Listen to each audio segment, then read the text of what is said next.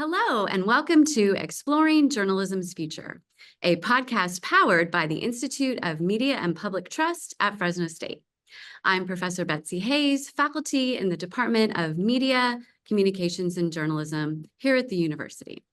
From analyzing existing models to discovering innovative ones, from crafting content strategies to optimizing distribution, and everything in between, we'll connect you with a diverse array of experts and advocates dedicated to revitalizing and fortifying one of the world's most vital industries. Today, we are so happy to have with us Lauren Gustus, the CEO and executive editor of the first major Metro news organization to become a nonprofit, the Salt Lake Tribune. Welcome, Lauren. Thanks, Betsy. Happy to be here. So let's dive into the beginning, right? So what initially inspired you to start a career in journalism? I suppose I was like most kids, who aspire to be a journalist, and that I first focused on sports and thought, oh my gosh, wouldn't it be great if I could go to all these games and I could get to see anything that I wanted and not have to pay for a ticket. That sounds pretty good, right? I played a lot of sports when I was young. I wrote to Sports Illustrated when I was 12 and said, I would like to write for you. I never heard back, not holding it against them. But as I moved through my schooling, returned to journalism, not necessarily solely sports journalism in college. I went to college in Southern California. I worked for the local paper at Pepperdine, i.e. in town, and then also for the Graphic, which is the Pepperdine newspaper at the time, and covered, local issues like who gets to access the beach where. I also did cover sports. I covered, the Pepperdine men's basketball team, among other teams. And while I was covering a game, a beat reporter from the LA Daily News said, hey, we have internships at the LA Daily News. Would you like to talk to my editor about them? And so I did. And that editor was a man named Michael Anastasi, and he hired me at the LA Daily News to be an intern in the sports department.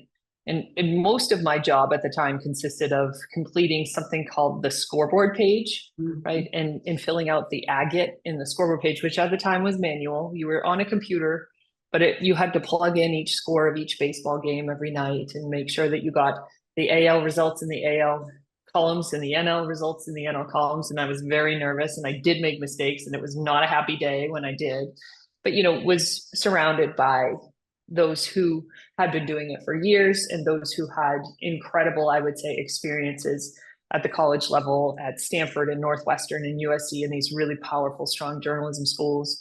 So while I did, the grunt work as an intern, I was also able to go to the NBA playoffs and run quotes for the full-time beat reporters. I was able to eventually cut my teeth covering single A baseball and high school football. And it was a formative experience for me because of the talent that I was surrounded by, just really, really good people.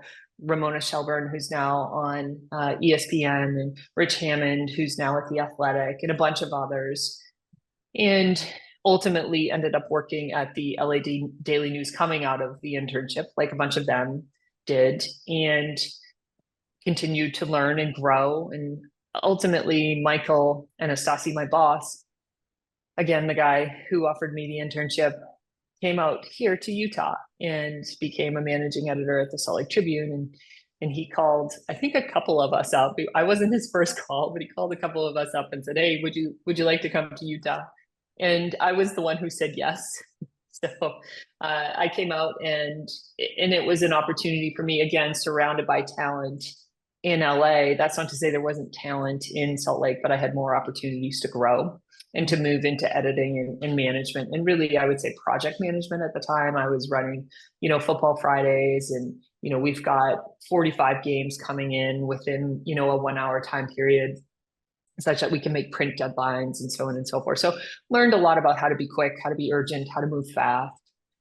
And at the same time, I was afforded opportunities to begin to work with the features team, the travel writers when we had travel writers, and others in the outdoors space. So I was able to broaden somewhat my experience. And and sports was great. I mean, sports is so much fun, right? Most people follow some team, as a fan somewhere, somehow.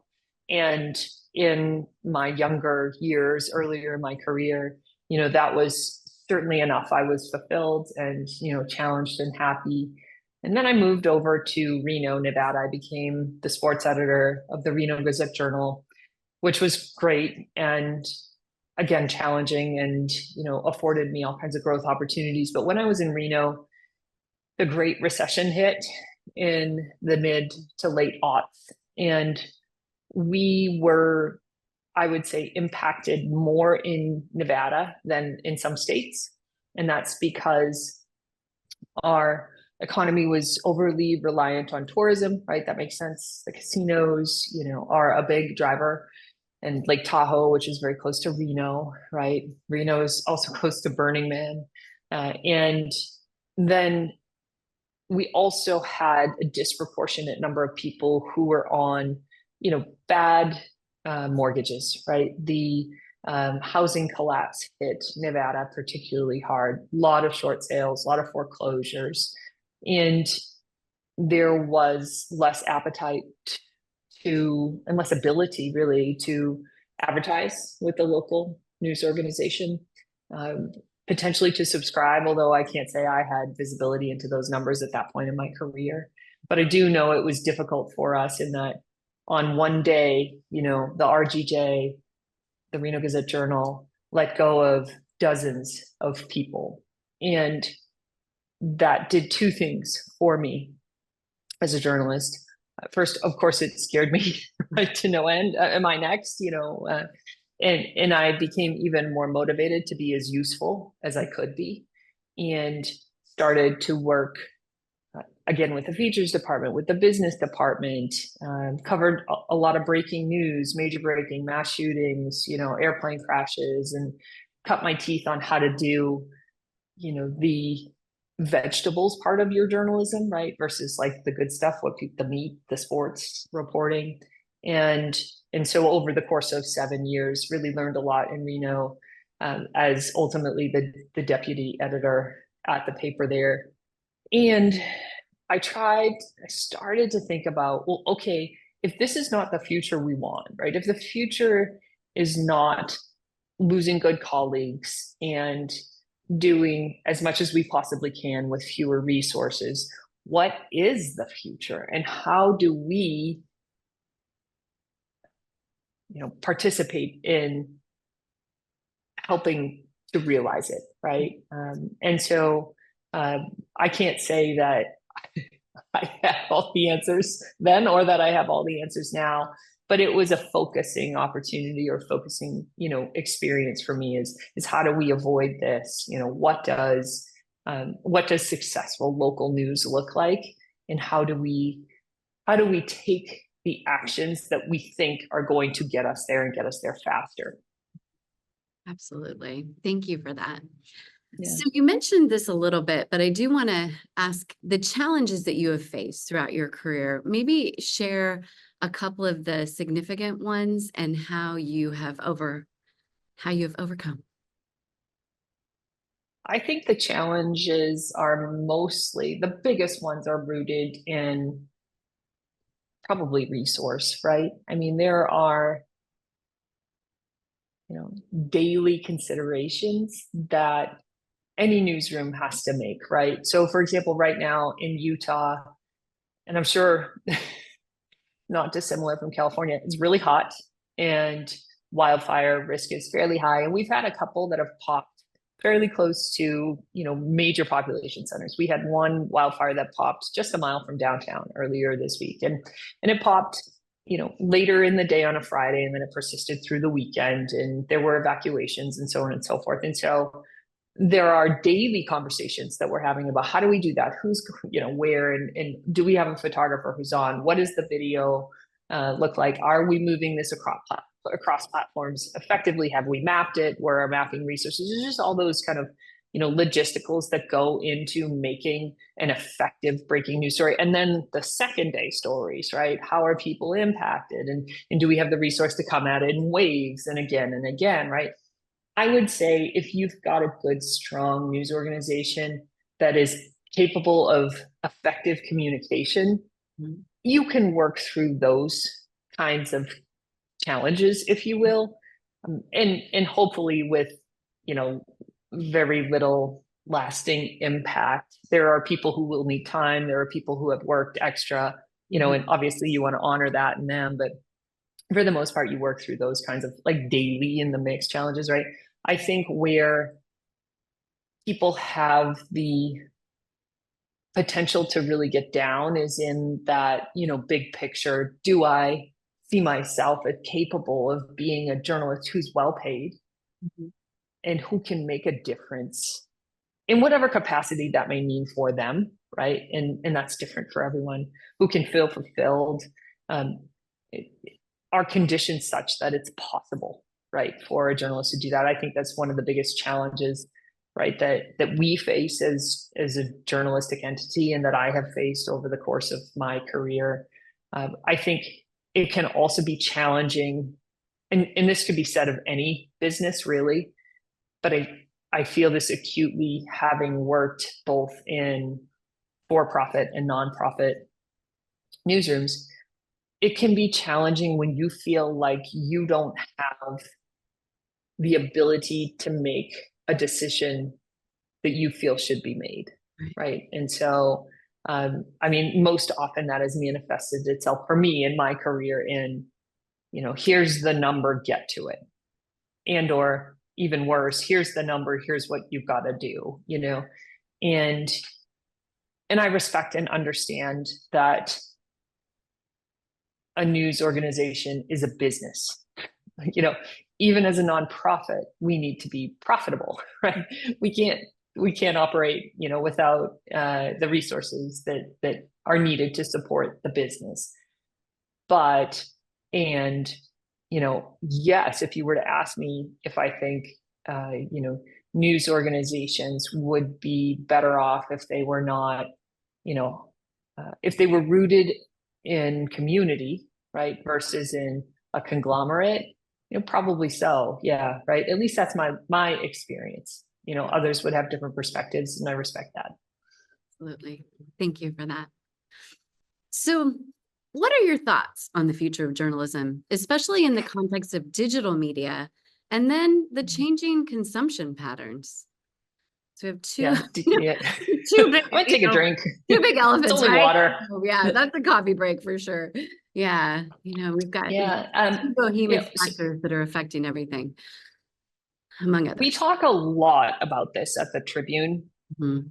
and I'm happy to share some data with you here, and I'll do my best to remember, where we're at specifically at the Trib. But we've got around 40,000 paying subscribers at the Tribune.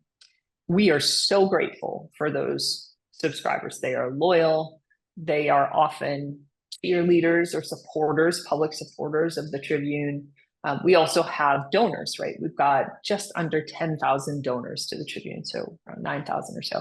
And that's everyone from major gifts who are giving, six figures, to someone who decides to donate $5 because they like the story in the Tribune. It's great. We love and need everyone, right? Everyone's welcome in the boat, but I should say canoe. We're all rowing together, right? But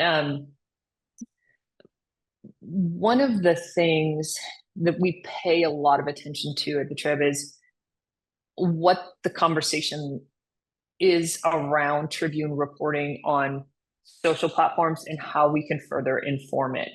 So I think there have been some news organizations that have walked away from Twitter. That's fine. That's their call. I don't know of, outside of the bigs, right, a lot of news organizations that are really investing in TikTok. Right. And obviously, young people are on TikTok. We reached 2 million people with one TikTok, in a single TikTok that was focused on Utah's liquor laws. So Utah is a special place for many reasons, and our approach to alcohol management, I guess, if that's a thing, is unique. And so we did a TikTok that just kind of explained or broke down how it works, and it was pretty funny, and it reached 2 million people. And That's just under what we reach in a month on sltrip.com. Mm-hmm. And those people are not the same. No. Right? The people who are coming to sltube.com are not the people who are on TikTok who happen across, an entertaining video about Utah's liquor laws. But here's the good news. TikTok's algorithm, which none of us will ever know or solve, is now going to surface Tribune reporting to at least some of those 2 million people. So for all of the garbage that may be on TikTok, they're going to get credible local news and information more regularly. Mm-hmm. Right. And so there's no ROI for us on TikTok. There is on sltrip.com, right? But we know that if one of our goals is to create a stronger, more vibrant Utah, it is, then we need to be over here on TikTok. We need to be on Instagram. We need to be on YouTube. And we need to be part of the conversation. We need to be relevant. So we not only need to be there, we're looking at engagement on a regular basis. Are people commenting on what we're sharing on Instagram? Are they sharing it with others? Are they telling us they hate whatever it is we posted? Don't do that, which they do, which I actually think is really interesting because they see it as their thing. And when we post something that's dissonant, they're not happy, right? And I'm not suggesting that we follow their guidance, and a multitude of perspectives I believe is helpful, but there's a conversation there, right? And so we have invested resources. We have at least one full-time journalist who's focused exclusively on producing content in video form for these platforms, even though, again, zero ROI for us from a revenue perspective. I believe that if news organizations are to be relevant, we need to divorce ourselves from the one platform that incentivizes us to be there, or the two platforms, the couple of platforms. A couple of more thoughts here. Philanthropy so far has been very supportive of reaching people where they are. When we talk to prospective supporters or donors and we say, there's millions of people, millions of people from, the San Joaquin Valley are on TikTok. We should be there, right? They're very responsive and so far have been supportive of that work. So it's not monetizable from a revenue perspective, but it is being subsidized or supported by philanthropy for us, which is great. The other thing I would say is, yes, you do want, I think, in a digital kind of environment, to control as many owned and operated channels as you can. So that's, fresnoland.com or .org or whatever it might be, right? But it's also newsletters, and for us an e-edition, and for us still a printed paper. Those things are helpful as we think about how we reach people and how we can control the platforms on which we're on. TikTok may not be here in a year, and we're investing significant resource. That's okay, right? We're going to roll with it. We need to be nimble, and we need to be able to change as quickly as the algorithms are changing. And that's not mutually exclusive from also working to build your own O&O out, right? Also working to build your newsletter list, also working to build a reg wall such that you have people's emails and you can welcome them to your website or you name it. So I think, there are many opportunities both in the platform space, but also in how we think about what we own, what we control, what we don't. Just one more point here. None of it really matters if you're not thinking about centering your journalism with real people and on the topics and issues that they care about. And so if we're having a conversation about whether or not we're going to pursue a story, and an editor says to me, or even I say to an editor, well, this is an important story, we should do it. We have to check ourselves, right? Because who says it's important? And who gets to decide, right?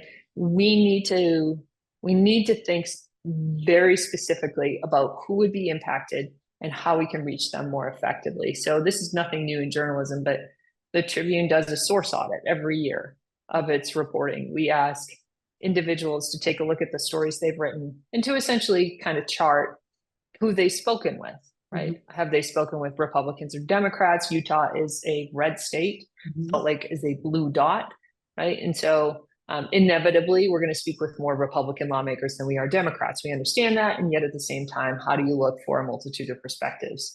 Similarly, we introduced a column called Affected People. So how many times are we writing a story that says Utah legislature introduces bill to fill in the blank versus, this person won't be able to get health care in Utah if this bill passes, right? And those are two wildly different approaches to the same story, right? And so how do we more consistently root our reporting in those who are potentially affected or who are affected by it? And that, in my opinion, Betsy, is the key, right? Yes, you need strategy across platforms, but if you're not doing journalism that's relevant, the platforms don't matter. Absolutely. And I love your approach to helping make it relevant, right? Because that's the challenge too, because sometimes important stories, again, everybody's lens is different on what that list consists of, is a little bit challenging to report on because the subject might be dry, for example, or difficult to wrap your brain around. No pun intended, but water, right? Especially since I just talked about it being dry. That, an example of something that couldn't be more important, right, to all of us, yet very challenging to report on because it is so complex and so, difficult to wrap your brain around. And also we as individual people know that we can't literally make it rain. So what can an individual person do about it? So I really appreciate the lens that you all are looking through, to frame the stories. Because sometimes journalists, right, we have to figure out how to make people be interested because it is truly important to their life, right, and their livelihood. Mm-hmm. And I think we also can veer into a tough space here in that if it's all bad news, if it's all doom and gloom, people are just going to check out. It's not easy to navigate, I don't know, your community, your state, your country today. Right? There's a lot going on. Just think about the last couple of weeks we've lived through, at the national level, right? And so how do you responsibly catch people's attention when they have so many priorities that you and I are not aware of, right?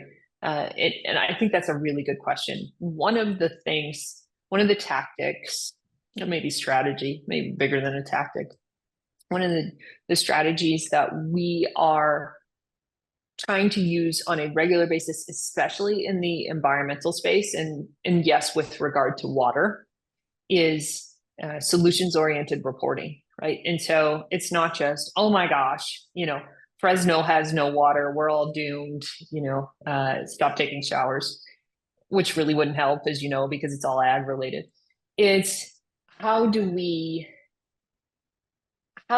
delineate what the problem is, but also offer some potential paths forward, right? We will do regular outreach or engagement events as a nonprofit with Tribune readers, and we did one on the Great Salt Lake, which is this big lake over here in Utah that's drying up, and there's a lot of worry about what happens if it does dry up because there's a bunch of chemical dust that essentially is unearthed if we let the lake dry up, or if the lake does dry up. And so, you've got all these really engaged Tribune readers who are super worried about what's going to happen to the lake. And they're questioning our reporters in this event. But the lake and this, and the reporters, I give them so much credit.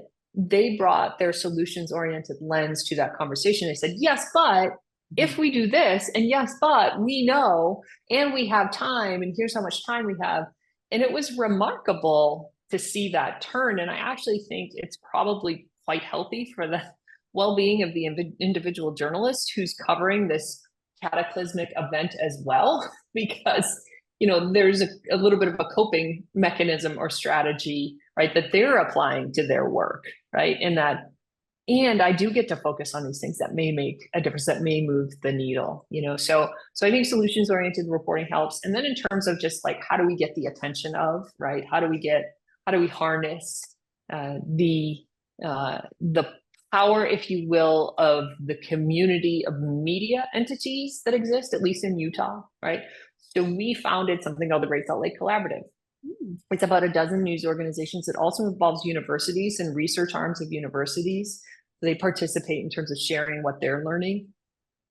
And all of these organizations share their audio, their video, and their words when we're writing about the Great Salt Lake. So if you don't see it in the Salt Lake Tribune, you may see it on KSL or hear it on our public radio station, KUER, right? And so the same quote unquote story is being shared and amplified up to 12 times, and everybody's reach is different and so on and so forth, right? But it just increases the odds that people will care about a thing. So we launched the Great Salt Lake Collaborative about 2.5 years ago. And in the first 2 years after we launched it, the legislature had allocated hundreds of millions to figure out how we ensure that the lake does not dry up. And it hadn't done that prior to our reporting, right?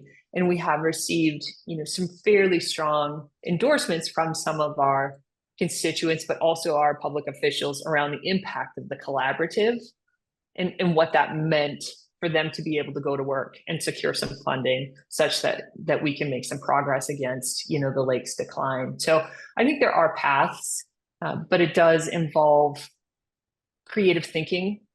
It involves, for sure, solutions journalism, in my opinion, in terms of creating hope. Like, why should I read this? Like, what's in it for me? Okay, I cannot feel just totally bad. There is a path.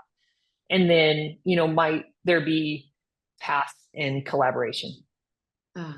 Love that so much because, we do, I obviously want to make sure people read the stories. And if it does, leave them without hope, sometimes people, turn away and aren't wanting to look at it. And not only, thinking about the mental health of the readers and the viewers, but also of the journalists. I love the solutions-based journalism angle from that perspective, because that is also motivating, right? For your staff and for your journalists. It's like, okay, let's figure out what, some of these potential paths are.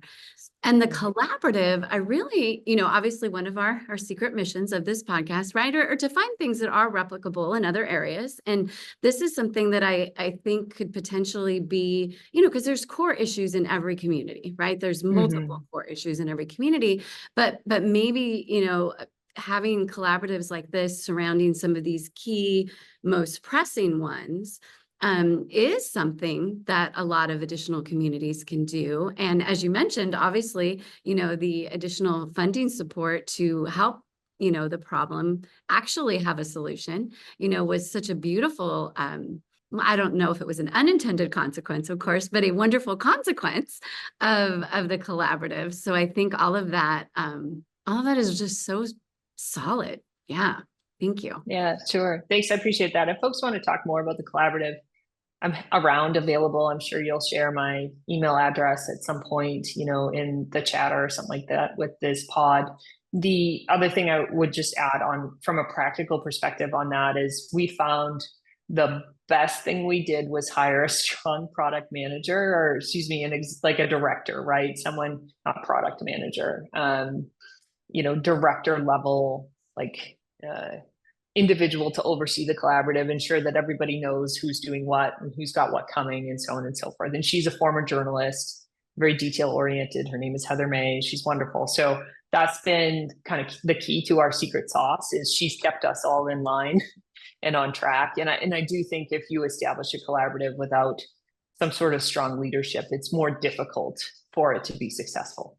Absolutely. Yeah.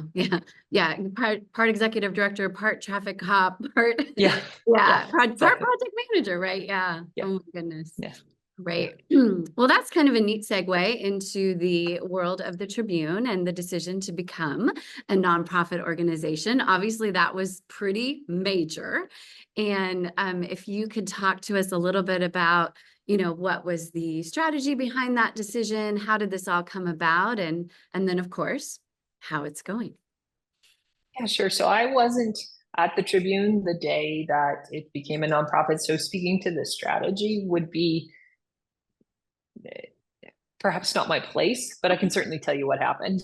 Great. Thank you. So the Tribune, I worked at the Tribune in the mid-aughts as a young reporter. And as I said, I left. At the time, it was owned by Media News Group, which was a big, kind of outfit that owned a bunch of news organizations. Denver Post was our sister paper, right? And it was acquired by a hedge fund, and one of the more aggressive hedge funds in newspaper ownership or management, I would say, in the interim. And I always kept up with the Tribune. It's had a very fond place in my heart for, a spot where I learned so much and had a lot of fun. I met my husband here in Utah the first time we lived here. And so, you keep up with places and people that you appreciate and love and so on and so forth. And so acquired by the hedge fund, and that was difficult in terms of resource allocation and so on and so forth.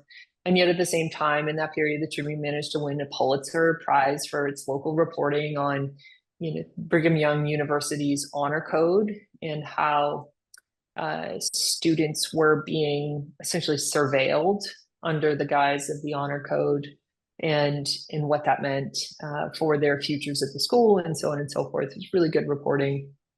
Sheila McCann, who's one of our lead editors now, led that reporting effort. So it was doing good work, even in the face of being limited or constrained from a resource perspective. And Utah, I'm going to back up. Utah is an incredibly philanthropic place. And I think it's in part because the LDS Church is here, right? The Church of Jesus Christ of Latter-day Saints is headquartered in Utah. And culturally, it lifts up, several values, including, community and also, giving, tithing, right? The church members are asked to give 10% back to the church. And so that just kind of exists here in a way that it might not in other states, right? And so one of the more significant philanthropic families in the state wanted to preserve the Tribune, to save the Tribune, to see what it could do to, ultimately, put the Tribune on a better path. And so the Tribune was extracted by this family, the Huntsman family, from the hedge fund, which was a major win. At that time, no one had taken a local news organization away from a hedge fund, right? And due to a number of factors, including a joint operating agreement for printing and advertising amongst a number of news organizations in town, including the church-owned Deseret News and the Salt Lake Tribune, when the Tribune was extracted, it was not a profitable enterprise, right? Which might have been why it's possible to extract it, right? And so the Huntsman family put significant resource into the Tribune, paid the bills, not insignificant payroll numbers, right, for years. And it figured that, gosh, if the Tribune is truly a treasure, if people do appreciate it, then let's see if we can't get to profitability by adding that third revenue stream, that third leg of the stool, right? And that it had subscription revenue, it had advertising revenue, might have philanthropic revenue too, and might that help us make the turn? And so the Huntsman family petitioned the IRS and asked the IRS if the Tribune could become a nonprofit. The IRS said yes in late 2019, which was sooner than everyone expected. And then the Tribune started operating as a nonprofit in April of 2020. I joined later that year in late 2020. And so it had already made the transition on paper, but there was still a lot of work to do. The Tribune at that time didn't have a board of directors, right? I mean, it did shortly after it became a nonprofit, right? It needed board governance. It needed a fundraising strategy. It needed fundraising personnel. there's just so much. It needed to think about how the journalism was going to change as a nonprofit, and we've talked about some of that already, right? Solutions-oriented journalism, listening more in the front end, source audits. There's any number of things that I think we do differently now because we are a nonprofit, but that didn't happen overnight, right? We had to build that muscle up, and we continue to work on building that muscle up. We're 154 years old. We're 4 years into this nonprofit journey, right? And so still learning a lot. Some people in our organization will tell you that we're like a 154-year-old startup, and that there are still a bunch of things that we're experimenting with and trying to figure out, right, as we move down this path. And while so much about local media continues to change all around us, right? Absolutely. So how, you mentioned it a little bit with the solutions journalism, the source audits, those sorts of things. Are there any other differences between your newsroom and a more traditional newspaper newsroom? I would say we are more transparent than most news organizations. That's in part because we have to be, right? We are a nonprofit. All of our 990s are there and available for public inspection, public consumption. And I think that's a great value, right? But I think we are going farther than that, in that we provide regular updates to staff and also to readers and supporters around how we're doing, what we want to do. Here's our 3 to 5 year strategic plan. Here are our gaps. Here's where we'd like to go. And those are, of course, formed, with the input of many stakeholder groups, right? And so I do think it probably feels more collaborative, more open than what you may see in other rooms. I would say because we are regularly asking people to support us, to share their treasure, right, which is not insignificant. We've become a lot more disciplined about that strategic plan and about the value that we can deliver to Utahns, right, as we look to make Utah a better place, a more vibrant home for all of us. And so I think that sharpening has been helpful, right? It's a little bit of a forced mechanism because, I'm not going to give you my support, Betsy, if you've got no plan, right? So we have been moved to a more strategic place because I think of our nonprofit status. I think we've really tried to focus on being deliberate in who we're listening to and how we're listening to people.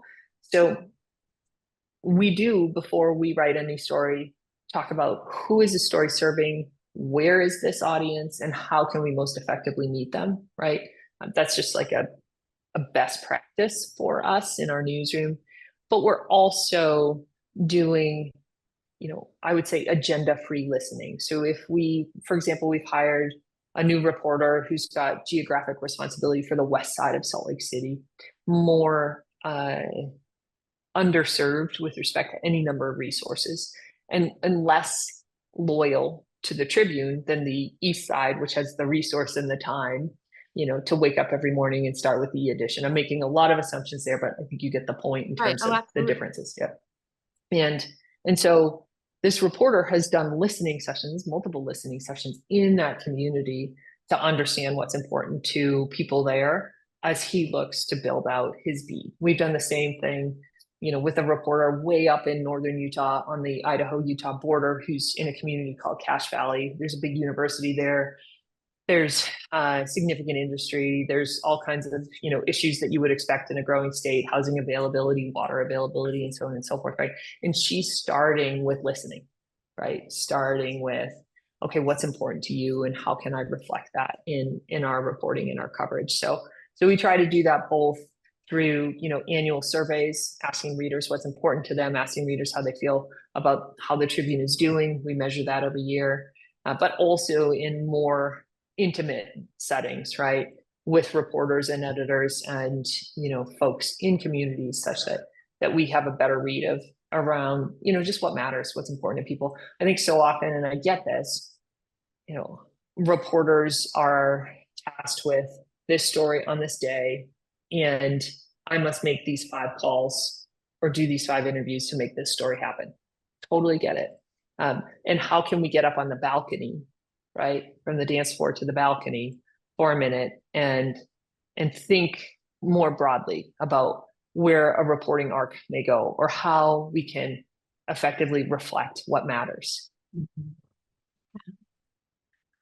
So journalism has always had the duty to, avoid advertiser influence, right? Advertising has been part of journalism since, well, the very, very beginning. And so we've always had that, that challenge. And now there's the added situation of donors, right? And so obviously we want to make sure that we don't have any donors influencing the news content either. Is that any different than what you've always dealt with making sure that there is a line between what the advertiser wants and what the journalism needs to be? Or does this make everything a little bit more complicated? Yeah, no, I think I appreciate you making that parallel. I get this question often, right? Which is, how do you ensure that donors don't influence the coverage, right? And I say, we have done this for decades on the advertising side, right? And so we have some familiarity with the separation, if you will, between church and state and what that should look like. For us, I would say it goes back to transparency, right? In that we've got guidelines listed on our website with respect to what we do and do not allow donors or supporters to do. And we're very clear in any agreement that we make with a donor that they do not have influence over a strain of reporting. We have refused gifts because they just haven't worked out because the expectations are not in alignment, right?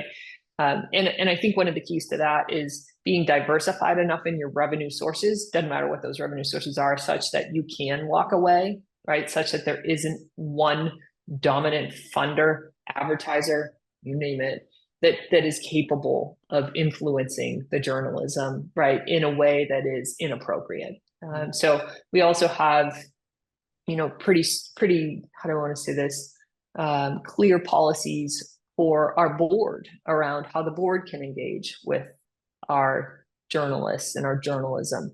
No one on our board sees a story pre-publication. No one on our board knows what's coming pre-publication. No one in our circle of donors has a heads up with respect to what is coming. We'll talk about the journalism with them after it's been done and the impacts that it's made and so on and so forth.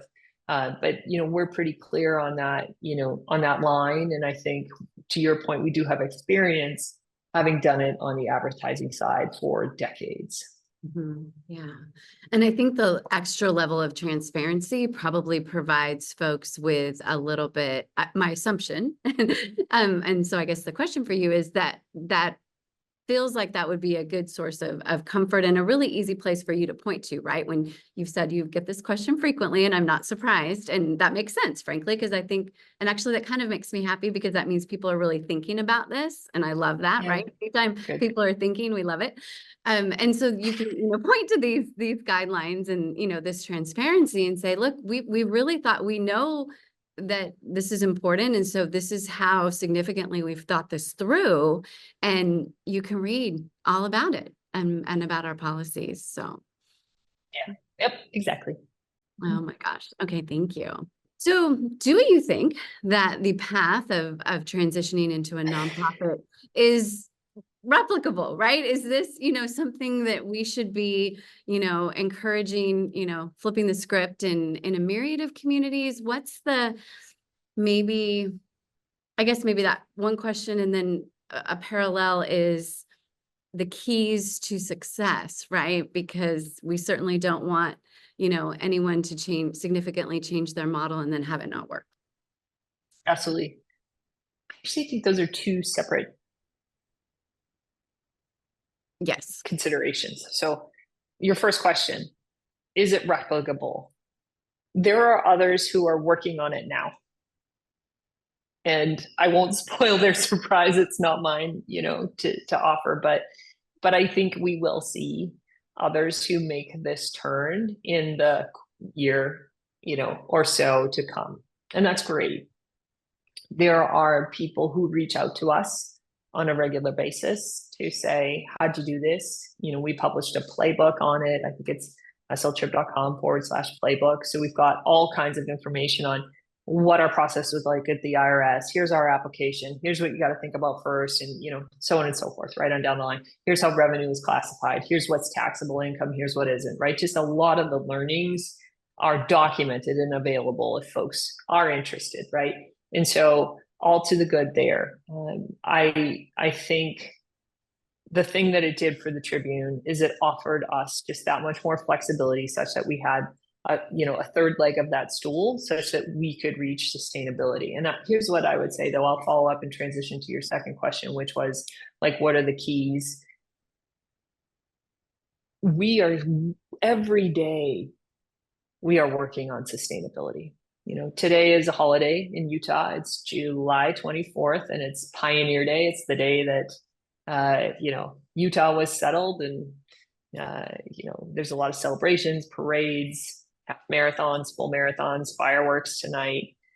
And my development director and I were on the phone this morning on a call with one of our, we can now say, national funders, right? And so we're going to work as hard as we can on whatever day it is, right, to make sure, that this thing is sustainable, and nothing is certain, right? Switching to nonprofit status is not necessarily the answer. It is a classification, right? It is an organization in the eyes of the IRS, right? An organizing principle, right? It's not the path to sustainability. You just have to work at it every day, whether you are for-profit or nonprofit. And I would say that's the delineator more so than here's what the keys to success are. I think one of the most significant indicators of success is revenue diversification. How can you, ensure that you have support coming in from enough different places such that, as uncertainty will persist in journalism, you are capable of weathering it and of doing the work your community needs you to do. So that's one. I would say the other thing that needs to happen in an organization, regardless again of status, is, a commitment to setting some goals that are measurable and then figuring out how you're going to get there, right? I think journalism is blessed in that every day there's an output for us to appreciate. And isn't that wonderful? There's a story, there's a podcast, there's a thing. We did a thing. TikTok. There's a TikTok. Thank you. But if nobody sees it, it truly does not make the impact you want it to make, either in terms of change or in terms of sustainability of the business, right? And so as an organization, how can we focus on those outcomes we need to achieve? How do we name them? And then how do we ensure that we're doing everything we can to get there, right? Because if you don't have a product, you don't have a business. And it doesn't matter if it's a for-profit or a nonprofit. If you don't have anything to offer, you cannot diversify your revenue streams, right? And so really thinking hard about how you can build a culture such that, you are committed to giving people something that they appreciate enough that they are willing to support. Absolutely. And I really love, and I'm so grateful, and I know our listeners will be too, for you being so transparent and sharing the process that you are going through to make that happen.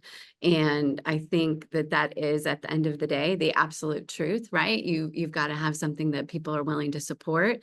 The way you do that is through all of your strategies that you and your journalists and your staff are employing. The listening, the community relationship building that you're doing, the transparency, and your long and short, medium and long-term strategy, and all of the things I think are so important, regardless, as you mentioned, of what your IRS form looks like.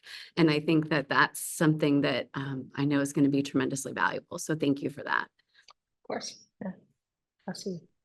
So what kind of future do you think the journalism industry has? What is your crystal ball telling you? It's so fluid, and I'm not an expert. It's just such a big question. I should probably have a better answer for you. When I think about the future of journalism, I suppose where my brain goes first is to the people who will do it, who will make it. And in my limited experience, right, I have visibility now into one news organization, and that's mine. I know that whatever the generation is, right, the next quote unquote generation of journalists cares deeply and is clear-eyed, right? So, I think a lot of people show me a person who got into journalism because, they want to retire at age 45. There is nobody, right? It's not as if this career is necessarily, um, in alignment with some of the, more lucrative, professions out there. So the people who are doing it inevitably do it because they care, right? I think. And in a constructive and effective, I would say, and responsible way, the journalists who will be leaders tomorrow are deeply engaged, right? And that's a good thing. I think that's great. I think that portends really well for us. I think there's a lot of angst and anxiety around form or platform, right? And I think we have not figured that out. We have a platform, sltrib.com. Do we have a brand? And is the brand capable of standing on its own, independent of sltrib.com? I don't know, right? We have a sub brand. It's called Mormon Land, and it speaks to those who are interested in news and information about the LDS Church. And Mormon Land has a podcast. Mormon Land has a weekly newsletter. Mormon Land, it publishes stories across our platforms. It has its own Instagram account. We ask people to support it via Patreon because some people who are interested in the LDS Church will never want a subscription to the Tribune. They don't live in Utah and they don't care about 90% of the stuff we do, right? That is the closest thing we have to a brand at the Tribune. I do believe the future of journalism has got to be about building a brand that can be relevant regardless of what the form is, which is going to be really hard because 90%, I would say, and probably more, I don't know, of our revenues are associated with these legacy platforms that are not going to work for my kids who are 8 and 11. And so for me, that's the leap, is how do we get from here to, okay, this brand can be successful and can be monetized or can be sustainable, regardless of what form the journalism takes and on what platform, because people know it's SL Trib and that matters enough to them, Yeah, so the strong brand with being kind of platform agnostic, right? And being, yeah, seeing whatever that next phase will be. I wish our crystal ball was a little less fuzzy, but I know we have to work with what we have, right? It is tremendously uncertain, which I acknowledge is a stress for the industry and for the people who are choosing to be in it. It's hard. Absolutely. Which is probably a fun segue to the Media Transformation Challenge at the Poynter Institute and your role as a coach. If you could let us know a little bit about what that is, how that is helping, transform and inspire the future of journalism as well. Yeah, thanks for the opportunity. So I joined the MTC family, if you will, about 3 years ago. And the goal is to introduce performance-driven change in an organization through one of the key leaders in the organization. So, executive editor, CEO level, director level. individual in the organization. And over the course of a year, about 25 to 30 fellows are given tools that will help enable performance-driven change, right? And so what we will say is something like, and I'll just use the Tribune's experience as an example. The Tribune wants to be essential. It wants to be essential in the lives of Utahns. Okay, what does that mean? How do we measure that? How then do we get there? And how, and this is critical, will we know success? Because you can get on that hamster wheel of publishing a story every day. Totally get it. That's an output that can feel very meaningful. But we need to make the next step to outcomes, right? So how do we move from outputs to outcomes? How do we start to measure what essential looks like? How do we know we've won so that we can celebrate it? Because it's like we just talked about, there's so much uncertainty. There's a lot of bad news, right, about our industry. A lot of reporting on, where it's headed and how many people trust us and how many people don't and what that means and news avoidance and so on and so forth. But if you can say, we've reached X amount of more people and they care now, and we know that because they're subscribing or they're donating, that feels good, right? That feels good within the organization. It builds a culture, it builds our resiliency, right? And it gets us that much closer to whatever sustainability may look like for us. So we're really focused on, okay, how do we get to outcomes? How can we coach up folks so that we're thinking more in this space than where we talked about this? We typically live, which is on the dance floor, very busy every day doing all the things, but until you can get up on the balcony and see what's really happening, right? You are not fully maximizing the opportunity you have been given as a leader. Great. Wonderful. So 25 to 30 fellows. And is this a one-on-one coaching, or is this a coach team help everyone, or how does that? Yeah. Okay. So it's one-on-one. Yeah. This is one-on-one mentorship. And then there's in-person convenings about 4 times a year. Fellows, again, pick up more tools in each of those meetings. And then they also report out to each other. They report out on their progress, how they're doing and what's working. Great. So then they have a cohort with each other as well. That can be very the connections are incredibly strong. I've got WhatsApp channels for each of the classes, and they're still, just today, they're messaging each other on a win that one of the fellows from the 2002 class has just realized. So yeah, they stay in touch, which is also a tremendous benefit, I think, in an industry in which you're looking for people who understand you. Yes. Because it's not like other jobs. Mm-hmm. Yes. So a minute ago, you mentioned the trust factor, and I think that's a good segue into this next question. So in an age of widespread misinformation and also declining trust in traditional media, what steps can journalists, news organizations, what can folks do to help rebuild that trust and ensure the accuracy of their reporting? Yeah, I think the trust question should start with, who are we talking about, right? Local or national? And I think sometimes local and national can be conflated, and they really shouldn't, because they're just so different. Fresno Land or the Fresno Bee, or the Modesto Bee, or any of the news organizations that are doing local journalism in California, the Salt Lake Tribune in Utah is not CNN, and it is not Fox News, right? And I think when people think about news, the first thing they think about is national news, and that's fine, right? So I do think that we have found trust is not lost at the local level. And I want to start there.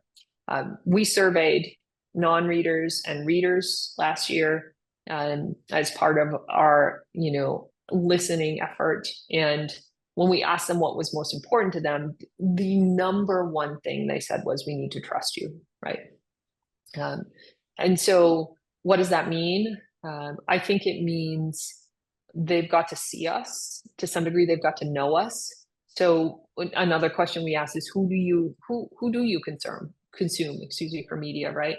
And some of the responses were individual people, right? Like our reporters, which is great, or columnists, but also Joe Rogan, right? And so he has a connection because he is his own brand. He is his own thing. So they've got to see us, as individuals and know us and know we are accessible and reachable and alive and responsive, right? I think we also can, in our reporting, do more to explain how we did what we did. So, for example, the Tribune requested, Attorney General Sean Reyes's calendars going back 5 years. We were told we could not receive them. Okay, fine. Next story, the state sues the Tribune to prevent release of these calendars. Like, just talking about the process of the journalism such that folks understand things don't just appear, they aren't just given to us. We don't just publish something without vetting it first, right? And so, the Tribune received this tip. It verified it with 3 individuals, right? Whatever, just taking the time in the journalism to explain how we did what we did. I write a monthly letter from the editor column to all of our readers. And I usually take that space to explain, okay, look, this is how this story came together. This is how this thing was made, or this is the backstory behind, or did you know, we spent XX amount on legal fees defending ourselves because, our lawmakers are suing us to prevent release of records, right? And I think that helps build trust, explaining the process is really important. And then there's just some really basic stuff that you can do, like, if you're looking, and this is in the news literacy space too, and I would say definitely ahead of November 2024, right? Can you see who's in charge? Is there an email or a phone number so that you can find the person who's in charge of, the news entity you're looking at? Are they reporting things that you may have seen elsewhere, or is this information totally new? If so, think about it before you share it on Facebook, right? Just like, how can we introduce, some kind of checks and balances such that you're looking at the credibility of the news organization, before, sharing something that may not be accurate or true. Yeah. Absolutely.